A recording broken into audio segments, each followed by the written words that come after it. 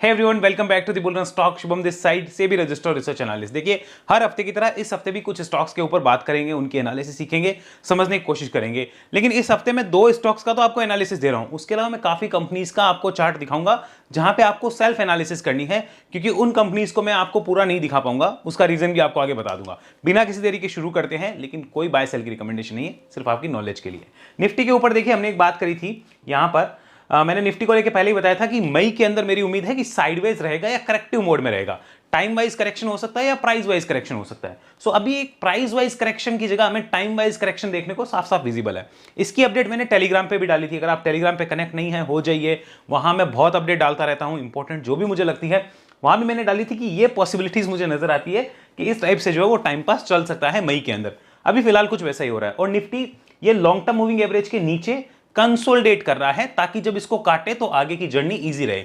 जब भी moving average के पास आके रुकता है, रुकने के बाद इसको काटता है, तो वो अच्छा पैटर्न माना जाता है। The only thing that is concerning is कि गैप पड़ा है, फिल करके जाओ तो और अच्छा है। बाकी देखते हैं क्या होता है। हम स्टॉक्स में काम करना तो बंद नहीं करेंगे, स्टॉक स्पेसिफिक एक्शन तो रहेगा, तो वो तो हमें टेंशन है नहीं।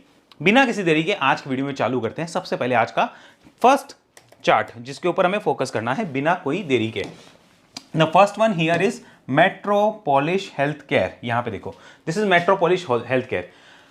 Disclosure, this is part of my portfolio since 2023-24। मुझे एग्जैक्ट डेट याद नहीं है, मेरा बहुत पुराना पोर्टफोलियो, और इसमें से मैंने अच्छा काम करके फ्री के स्टॉक्स छोड़ रखे थे, मेरे ओल्ड पोर्टफोलियो में पड़े हैं। अभी ये रिसेंट में स्प्लिट हुआ है। मैंने शायद 1100 के ऊपर लेकर कुछ 1800 पे ऐसा कुछ काम किया था, और फिर मैंने उसको छोड़ दिया था। वो फ्री के स्टॉक्स आज भी हैं। अभी रिसेंट में कल या परसों में जब ये प्राइस एक्शन ऐसा कर रहा था, तो मेरे मन में यही था कि मैं इसको शेयर करूं जल्दी से जल्दी, और इसको मेरे पेड सर्विस के अंदर भी मैं देखूं। लेकिन मैं देख नहीं पाया, क्योंकि बहुत क्विक निकल गया था, बहुत तेज निकला था, तो मैं इसको पकड़ नहीं पाया। अदरवाइज मैं अपने स्विंग सर्विसेज में इसको शेयर भी करता, बट कोई बात नहीं।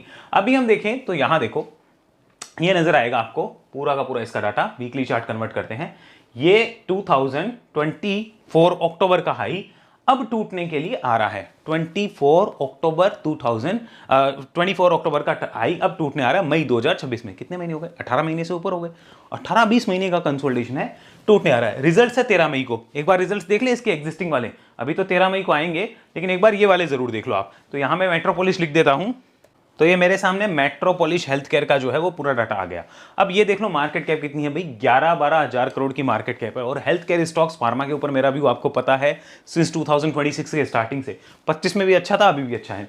पी रेशियो 61 का है, जो कि आरओसी और आरओई से ज्यादा है, काफी ज्यादा है। तो प्रीमियम वैल्यूएशन मिले हुए हैं, ध्यान रखना है। तो यानी कोई कॉम्प्रोमाइज ऐसा नहीं है कि सपोर्ट टूट रहा और हम बैठ के नहीं रख लेते हैं, लॉन्ग टर्म में हुई कुछ नहीं, कोई कॉम्प्रोमाइज नहीं है लेवल्स के ऊपर, ठीक है। 52 वीक हाई अभी 565 के आसपास है, जहां आ रहा है। पीबी रेशियो 7 के आसपास है, जो ठीक ठाक वैल्यूएशन इंडिकेट करता है। डेट नहीं है कंपनी पे, अच्छी बात है। नाउ एग्जिस्टिंग अभी तक के जो फाइनेंशियल्स है उनको देखना इंपॉर्टेंट है। तो अभी तक के फाइनेंशियल जो मेरे पास है वो दिसंबर 2025 तक के हैं। इसको मैं लास्ट ईयर दिसंबर से कंपेयर करूंगा तो शायद कुछ पिक्चर समझ में आए। 325 करोड़ का रिवेन्यू 415 करोड़ पे आया।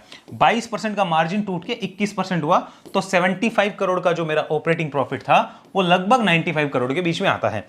एंड नेट प्रॉफिट 32 करोड़ से 42 करोड़ हो जाता है। सो ये ईयर ऑन ईयर तो ग्रोथ थी, क्वार्टर ऑन क्वार्टर इतनी नहीं थी। अब मार्च के रिजल्ट्स कैसे आते हैं वो बहुत ज्यादा इंपॉर्टेंट होने वाले हैं, और रिजल्ट से बाद भले ही ब्रेकआउट हो जाए या पहले हो जाए, वो इंपॉर्टेंस खत्म नहीं होगा उस ब्रेकआउट लेवल का, क्योंकि काफी लंबा 18 महीने बाद ये ब्रेकआउट के लिए आ रहा है। आओ आगे चलते हैं। एक बार इसका एनुअल डाटा देख लो, चीजें और समझ में आएगी और ईजी रहेगी थोड़ी सी। ये एनुअल पे क्लिक किया, और अब एनुअल डाटा में क्या होगा, आपको ये चेक करना है कि कंपनी अपने पास्ट कई ईयर से बिहेव कैसा कर रही है। तो आप रिवेन्यू टर्म्स में अगर देखेंगे तो this is posting one of the best revenue, लगभग 1590 करोड़ की।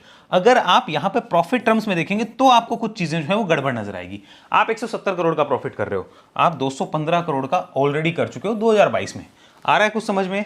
आपके मार्जिन अंडर प्रेशर रहे हैं लगातार।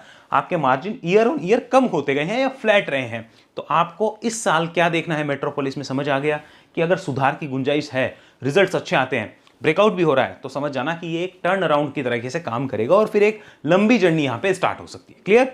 आगे चलते हैं। एक बार इसके शेयर होल्डिंग पैटर्न पे FIIs DIs प्रमोटर क्या कर रहे हैं, लास्ट हमारे जो मंथ गया है, लास्ट जो हमारा क्वार्टर गया उसमें क्या किया है।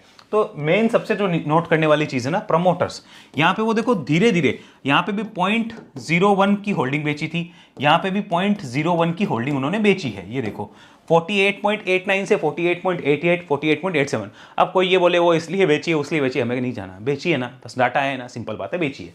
यहाँ पे आओ, FIIs लगातार यहाँ से निकल रहे हैं, बेच रहे हैं, लेकिन कोई मेजर चंक नहीं बेच रहे, थोड़ा थोड़ा उन्होंने बेचा है, कोई बड़ा चंक नहीं बेचा है। Now what about DIs? DIs ने यहाँ पे लिया है और वो लगातार लेते जा रहे हैं। वो सारा का सारा जो काम है वो DIs ने अपने जिम्मे ले रखा है।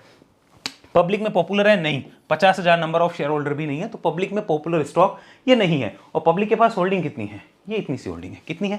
4% की लगभग की होल्डिंग है। तो कोई पब्लिक में पॉपुलर कंपनी नहीं है, ध्यान रखना। दैट मीन्स कि सारा गेम इन लोगों के बीच में होना है, जो भी होना है ये आपको नोट करना है। क्या इन सब चीज़ों की वजह से मेरे चार्ट्स के डिसीजन बदल जाएंगे? नहीं बदलेंगे। ये देखना इसलिए ज़रूरी है कि अभी रीसेंट ट्रेंड क्या कोई बहुत बड़ी चेंजिंग है क्या? नहीं है तो न्यूट्रल व्यू है, कोई दिक्कत नहीं है।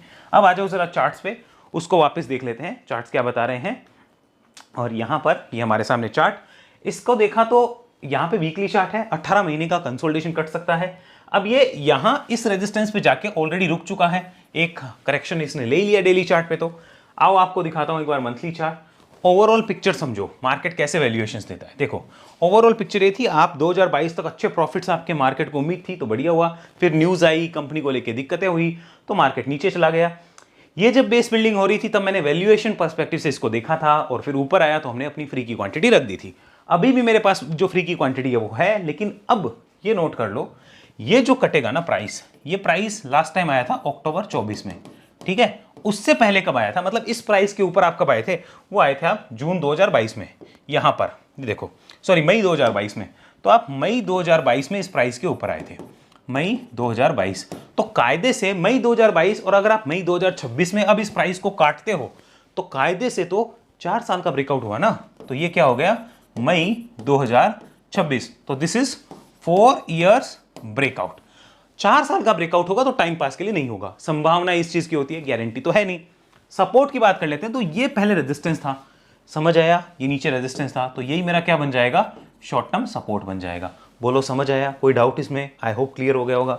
आगे चलो, इसको एक बार डेली चार्ट पे और दिखाता हूँ। ईजी है, तरीके समझोगे बहुत ईजी है। बाकी टेलीग्राम पे रिपोर्ट आ जाएगी, उसमें और ईजी समझा दूंगा। यहाँ देख लो, ये थोड़ा सा इसको इस टाइप से किया, यस। इस रेजिस्टेंस जोन पे जो रेस्पेक्ट मिलनी थी वो रेस्पेक्ट यहाँ मिल रही है, मिल रही है कि नहीं मिल रही है? तो यहाँ पे ऐसा तो नहीं अगले दिन ही ऐसा होगा, होता है तो भी कोई दिक्कत नहीं है, क्योंकि इतनी बार रेस्पेक्ट मिल चुकी है तो कोई दिक्कत नहीं है। रुक के करेगा तो और अच्छा होगा।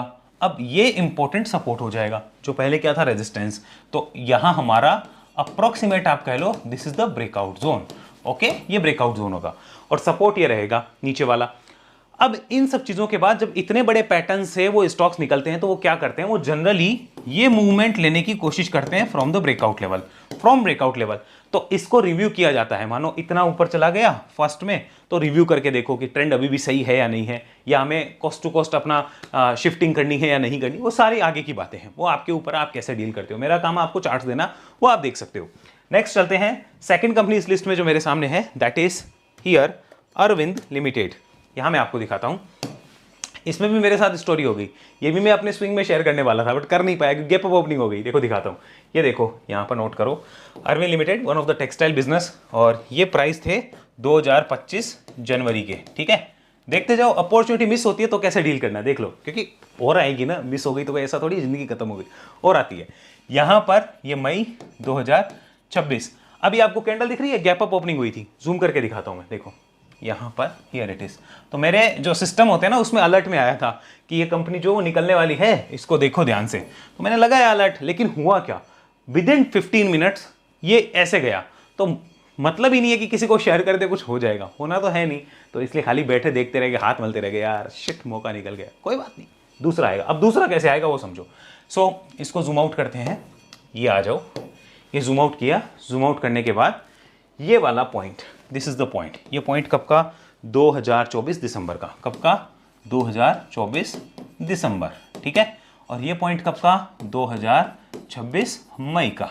ओके, कितने महीने हुए? लगभग 17 मंथ्स, ठीक है, 17 या 18 मंथ्स भी आप कह सकते हो, इतने हो गए, ठीक है, 17 to 18 मंथ्स हो गए आराम से, अच्छी बात है। उसके बाद क्या, उसके बाद अगर आप ध्यान से देख लो तो यहां पर इसको रेस्पेक्ट मिल रही है, बिल्कुल मिल रही है, ये करेक्टिव मोड आ गया, बहुत अच्छी बात है। फिर दिक्कत क्या है, यहां भी करेक्टिव मोड आ गया, तो अपने को क्या चाहिए, इनके ऊपर एक बढ़िया सी क्लोज चाहिए या सस्टेन करने का पैटर्न बन जाए। अब वो देखना आता है नहीं आता है, that is up to the personal skills, वो कोई नहीं सिखा सकता, पर्सनल स्किल के ऊपर है। हाँ, वेव एनालिसिस में आओ तो वहाँ कंप्लीट इन्फॉर्मेशन है, लेकिन सीखोगे तो समझ आ जाएगा, ठीक है। अब उसके बाद क्या, इसके फंडामेंटल्स देखने इंपॉर्टेंट है, क्योंकि इसका रिजल्ट कब है, 15 मई को। आओ एक बार फंडामेंटल्स पे, तो ये अरविंद का चार्ट खुला, फंडामेंटल में ये भी 11,000 12,000 करोड़ की मार्केट कैप रखती है, एग्जैक्टली वही वाली है। डेट टू इक्विटी देखेंगे तो थोड़ा बहुत डेट है जिसको नोट करना है। पी रेशियो 28 का है, आरओसी आरओई को देखते हैं ठीक ठाक वैल्यूएशन है, टेक्सटाइल बिजनेस है, ठीक ठाक वैल्यूएशन है। आप पीबी रेशियो को देखोगे तो भी ठीक ठाक नजर आ रहा है। सो फाइनेंशियल्स पे चलते हैं, हैव अ लुक। रिसेंट के दिसंबर तक के रिजल्ट्स हमारे पास अवेलेबल है, क्योंकि मार्च के 15 मई को आएंगे, ओके, यानी नेक्स्ट वीक ही आने वाले हैं। तो लास्ट ईयर दिसंबर से इस साल आपने 10% से ऊपर का ग्रोथ दिखाया, मार्जिन्स आपके जो है फ्लैट रहे, आपका नेट प्रॉफिट जो है वो कम हुआ। अब नेट प्रॉफिट कम होने के रीजंस क्या है, अगर आप इन चीज़ों को नोट करेंगे तो आपको समझ आ जाएगा। Other income and all factor आप मिलाएंगे तो आपको समझ आएगा कि हाँ, टैक्सेशन, इंटरेस्ट, ये सारे बढ़ गए, उसकी वजह से दिक्कत हो गई। जैसे डेप्रिसिएशन है वो 62 करोड़ का यहाँ हो गया। तो ये इंडिकेट क्या करता है कि आपको जो ग्रोथ चाहिए वो अभी तक नहीं आई है। क्वार्टर ऑन क्वार्टर देखोगे तो आपके रिजल्ट्स फ्लैट रहे थे, ओके, फ्लैट थे रिजल्ट्स, कुछ खास वहां पे ग्रोथ नहीं आई। आप 10% की मार्जिन मेंटेन करके भी 107 करोड़ का नेट प्रॉफिट कर रहे थे, लेकिन अब 101 करोड़ का ही कर पा रहे हैं। तो मार्केट क्या देख रहा है, मार्केट कह रहा है इस बार रिजल्ट अच्छे चाहिए, और उसके अकॉर्डिंग पैटर्न बन रहे हैं, यानी मार्केट को उम्मीद है कि रिजल्ट अच्छे आएंगे, तभी वो ऐसे पैटर्न बना रहा है, वरना पैटर्न अच्छे नहीं बनते। और अगर रिजल्ट खराब आ गए फिर देखो क्या पिटाई होती है। तो ये नोट करके चलना है, लेकिन हाँ, लेवल से नो कॉम्प्रोमाइज, लेवल्स के ऊपर सबसे ज्यादा फोकस रखना है। आ जाओ यहां पर नोट कर लेते हैं।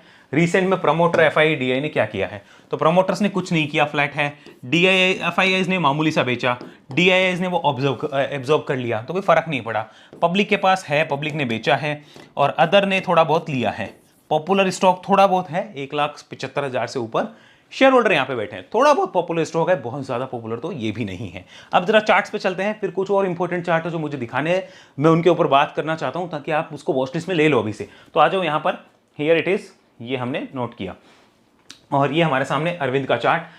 तो ये इतना बड़ा बेस का ब्रेकआउट हो रहा है, तो आपको दिख रहा है, वीकली चार्ट कन्वर्ट करते हैं और इजी रहेगा। अब देखो, कंपनी अपने ऑल टाइम हाई के ऊपर चल रही है, तो मतलब मार्केट को उम्मीद है कि आप अच्छा ही रिजल्ट लाओगे, अगर नहीं लाए तो फिर कुटाई होनी निश्चित है। बात कर लेते हैं इंपॉर्टेंट लेवल्स की। तो लेवल्स में आप देखोगे यहां से यहां तक का लगभग ये वाला जोन है जिसके ऊपर अपने को ब्रेकआउट चाहिए मार्केट को, और ब्रेकआउट होने के बाद ये जो रेजिस्टेंस था, this could be a short term support. कौन सा सपोर्ट, शॉर्ट टर्म सपोर्ट। क्या लॉन्ग टर्म होगा, नहीं लॉन्ग टर्म नहीं होगा, शॉर्ट टर्म सपोर्ट होगा। अब ओवरऑल देखो ना, तो इन प्राइजेस के आसपास आप सबसे पहले यहां आए थे जून 2024 में, ठीक है, यहां पर आप आ गए थे। उसके बाद तो यहां इस प्राइस से तो रनअप आया ही नहीं ना, अगर वैसे ओवरऑल देखो तो ये थोड़ा सा रनअप गया फिर तो नीचे था, तो ओवरऑल आप इतने टाइम से चले हुए ही नहीं हो, अगर आप ध्यान से देखो तो। अब अगर आ रहे हो तो सीरियसली वॉच कर लेना चाहिए। मंथली चार्ट और देखते हैं, मंथली पे भी कैंडल कैसी है वो देखना जरूरी है। सो हियर इट इज, ये रही कैंडल मंथली की, ये देखो, अगर आप क्लोज करते हो इस महीने इन लेवल्स पे, so that would be the one of the best ever close. आप देख लो, ऐसी क्लोज आई ही नहीं है मंथली चार्ट पे अभी तक, तो अगर इस महीने होता है तो बहुत अच्छा माना जाएगा। ध्यान में रखना है, रडार पे रखना है, बाकी अप टू यू है कि आप क्या करना चाहो। So these are the two companies जो आज के स्टॉक ऑफ द वीक का पार्ट है। लेकिन अब इंपॉर्टेंट और चीजें जो मैं शेयर करना चाहता हूं आपके साथ, आपको देखनी और समझनी है। सबसे पहले अब 4 से 5 कंपनियां हैं, उनको देखना। सबसे पहला नाम मैं यहां पे लिखता हूं, दिस वन, गोल्डियम इंटरनेशनल। जिस कंपनी के नाम के आगे गोल्ड लगा हुआ है ना, उसको एक बार वॉच लिस्ट में ले लेना। मैं इसको आपको लेवल्स वगैरह नहीं दे रहा हूं ना, कुछ बता रहा हूं इसके बारे में, बस इतना दिखा रहा हूं कि ये ब्रेकआउट करके निकल रही है, इसको ध्यान में रखो। क्यों? क्योंकि ये कंपनी ऑलरेडी मेरे एसटीपी इन्वेस्टमेंट सर्विस में शेयर है लोअर लेवल से, मेरे एसटीपी स्विंग सर्विस में हम क्विक स्विंग कर चुके हैं यहाँ पे। So that's why I am telling you कि यहाँ पर एक कुछ हो रहा है, एक्शन की तैयारी है, ध्यान में रखना चाहो, अपनी वॉच लिस्ट में लो और कमेंट में बताओ आपको क्या लगता है आगे इसका क्या हो सकता है। ध्यान रखिए, कोई गारंटी नहीं है मार्केट में, सपोर्ट टूटे तो काम खत्म है, गारंटी वाली शब्द ही नहीं है यहाँ पे, संभावनाओं का काम है। और अगर किसी को गारंटी चाहिए मार्केट में तो एक काम करिए, अपने वॉश बेसिन में जाइए, थोड़ा सा मुंह धोइए और अपने आप को जगाइए, क्योंकि उस नींद से आपको जागना पड़ेगा। आगे चलो, यहां पर Nava limited, another one, Nava limited, यहां आ जाओ, this is Nava. This company is also ready for the breakout, another, ये भी डिस्क्लोजर। मैं क्यों इसके बारे में ज्यादा बात नहीं कर रहा, वरना आज ही मैं आपको स्टॉक ऑफ द वीक में देता, क्योंकि ये वाली कंपनी, यहां पर देख लो पैटर्न, मेरे एसटीपी स्विंग में ऑलरेडी मेरे मेंबर्स के साथ शेयर्ड है, इसलिए मैं आपके साथ शेयर नहीं कर पा रहा हूँ, इसके ऊपर ज़्यादा नहीं बोलूँगा। लेकिन आप देखना चाहो तो आप देख सकते हो, और खाली कंपनी का नाम जानने से कुछ नहीं होता है, एनालिसिस करनी पड़ेगी तब कुछ होगा। पीछे भी ऐसा कुछ हुआ था, लेकिन देखो पीछे देखो, वो हुआ परफेक्ट था सेटअप, फिर नीचे आया तो फेल हुआ। यहाँ पे हुआ ना फेल, तो फेल होते हैं, लेकिन रिस्क रिवॉर्ड मैनेजमेंट वही तो है, गारंटी होती तो बात ही क्या होती मार्केट में। तो अब की बार भी कुछ बन रहा है, नजरें रखो, देखो कुछ होता है तो ध्यान रख सकते हो। अनोदर चीज मैं आपको यहाँ पे एक और दिखाता हूँ, आरआर काबिल। अब आरआर काबिल मैं आपको यहाँ पे क्यों दिखा रहा हूँ समझो। देखो आरआर काबिल में एक सीख दे रहा हूँ, पहले तो डिस्क्लोजर दे देता हूँ, इसको हम हमारी एसटीपी इन्वेस्टमेंट सर्विस में ऑलरेडी शेयर कर चुके हैं, और हमारे 2 टारगेट्स डन हो चुके हैं, स्क्रीनशॉट आपके सामने, दोनों टारगेट हमारे डन हो गए, तीसरे के लिए हम लोग राइड कर रहे हैं इसको। अब यहाँ समझो मैं आपके साथ अभी क्यों शेयर कर रहा हूँ, मैं आपको ये नहीं कह रहा हूँ इसमें आपको अभी वॉच लिस्ट में लेना है, मैं कह रहा हूँ कि ये जो डायरेक्ट ब्रेकआउट होते हैं ना, ये वाले सीधे देखो रेजिस्टेंस के पास आके रुका नहीं, सीधा निकल गया, तो ऐसे ब्रेकआउट्स पे आपको ट्रेड नहीं करनी चाहिए। ये मेरा एक्सपीरियंस है जो मैं आपको बता रहा हूं। क्या आपको इस टाइप के ब्रेकआउट से प्रोबेबिलिटी हाई मिलती है? नहीं मिलती, क्योंकि उसने रेजिस्टेंस को रेस्पेक्ट नहीं दी है। रेस्पेक्ट देता तो अच्छा होता है। बोलो समझ आया, क्लियर हुआ? इसको ध्यान में रख सकते हो। अच्छा एक और बताता हूं, यहां नोट करना, इसको भी अपनी वॉच लिस्ट में आप ले सकते हो। डिस्क्लोजर इसमें ये रहेगा कि ये company part of my portfolio, this is part of my portfolio, so I am not speaking much about this. Delivery Limited, ये मैं किसी को नहीं दे सकता, जो मेरे पोर्टफोलियो में मैंने अभी कुछ दिन के अंदर ही अगर उसको लिया तो मैं किसी को नहीं दे सकता एज पर सेबी रूल्स। तो ये मेरे पोर्टफोलियो का पार्ट है, इसको भी आप अगर वॉच लिस्ट में लेके देखना चाहो, चीज़ों को समझना चाहो, इसको बिजनेस एनालिसिस करना चाहो, इसका चार्ट एनालिसिस करना चाहो, डिलीवरी लिमिटेड कर सकते हो। डिलीवरी के साथ साथ लॉजिस्टिक कंपनीज जो भी लॉजिस्टिक कंपनीज है उससे रिलेटेड है, लॉजिस्टिक इंफ्रा से रिलेटेड, तो उन सबको भी देख लो। बाकी आप इशारा समझ रहे हो यार, देख लेना, समझ में आ जाएगा। तो ये भी कुछ करने की तैयारी कर रही है, कीप ऑन रडार, और मैं किसी को नहीं दे सकता, कहीं भी हम लोग इसके लेवल्स के ऊपर बात नहीं करते, ना कोई रिपोर्ट शेयर करते, बस आप ध्यान में रखना चाहो तो रख सकते हो। अनोदर अगर आप समझो, एक चीज़ और दिखाता हूँ, जैसे हम लोगों ने ग्रेनुअल्स के ऊपर पहले बात करी थी, तो मेरे भी सर्विसेज में हमने ग्रेनुअल्स को देखा था, किया था ना। सी दिस वन, रेजिस्टेंस को रेस्पेक्ट देना क्या होता है, ये देखो यहां पर ये रेजिस्टेंस था, वो देखो यार रुका थोड़ा सा, फिर वो निकल रहा है, तो वो रेजिस्टेंस को रेस्पेक्ट देना होता है। ये थोड़ा रुका है तो फिर क्या होता है, कॉन्फिडेंस थोड़ा कम होता है, लेकिन रुकता है ना तो कॉन्फिडेंस तो आता है, बिना रुके निकल जाता है। जैसे यहाँ पे रेड कैंडल बनती नहीं इस रेजिस्टेंस के पास, इस वाले रेजिस्टेंस जोन की अगर यहाँ रेड कैंडल बनती ही नहीं, जैसे आरआर केबल में नहीं बनी, तो उसको क्या करते हैं, बुल्स थोड़ा सा कॉन्फिडेंस कम करके देखते हैं। समझ आ गया? उसमें एग्जिस्टिंग बुल तो उसको राइड करते हैं, जैसे हम लोग इसमें एग्जिस्टिंग बुल है यहाँ से, तो हम लोग तो इसको राइड करेंगे, लेकिन फ्रेश बुल्स यहाँ पे आने से थोड़ा सा कतराएंगे। समझ गए क्या कहना चाहता हूँ? तो इस तरह चीजों को देखो और समझो। एक बात और कर लेते हैं, यहाँ चलिए, सेटअप देखना बहुत जरूरी है, कौन सा सेटअप लगाएं। सीखना चाहो, कंप्लीट वेब एनालिसिस आपके सामने, आपको सीखना है आप सीखो। और मैं बार बार कहता हूं, अगर इस समय नहीं सीख रहे कभी नहीं सीख पाओगे, बाद में बहुत दिक्कत होगी, क्योंकि बाद में मौके चले जाएंगे। जो बुल मार्केट में पहले सीख लेते हैं उनके लिए बुल मार्केट में अपॉर्चुनिटी होती है, जो बुल मार्केट के टॉप पे सीखते हैं उनके लिए अपॉर्चुनिटी नहीं होती, वो सिर्फ कैपिटल बचाते हैं, काम नहीं कर पाते। तो सीखना है कंप्लीट, आप सीख सकते हो।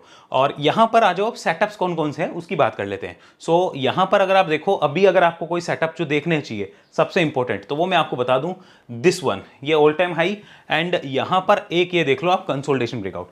ये 2 सेटअप जो है वो अभी नोट कर लो, इनको देख लो, काफी ज्यादा बेनिफिट मिल सकता है इन सेटअप से, और सीखोगे तो समझ आएगा।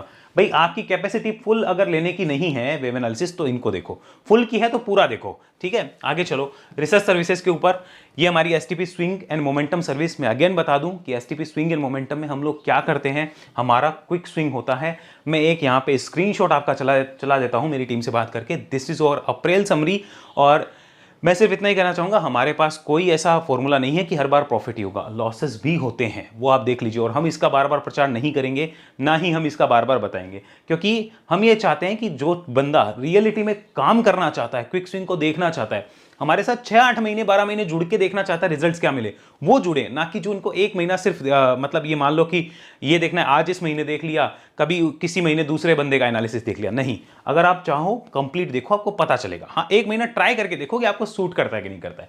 एंड दिस इज और इन्वेस्टिंग सर्विसेज जहां हम ट्रेंड को राइड करते हैं। फॉर एग्जाम्पल जैसे आरआर काबिल, हमने ग्रेनुअल्स, उन सबको देखा, तो वो ट्रेंड राइडिंग हमारे यहाँ पे कंसेप्ट्स हैं। ओके, तो अगर आप ज्वाइन करना चाहो आप कर सकते हैं। राइट नाउ क्वेश्चंस आ रहे थे, is there any discount? I am sorry for that, अभी कोई डिस्काउंट नहीं, हमने ऑलरेडी प्राइजेस ही डिस्काउंटेड वैल्यूएशन पे लगा रखे हैं। तो आप ज्वाइन करना चाहें बिल्कुल ज्वाइन करिए, और ज्वाइन करने के साथ देखिए कि आपको सूट करता है या नहीं करता है। अगले वीडियो मिलते हैं, अभी के लिए इतना ही। जय हिंद, जय भारत।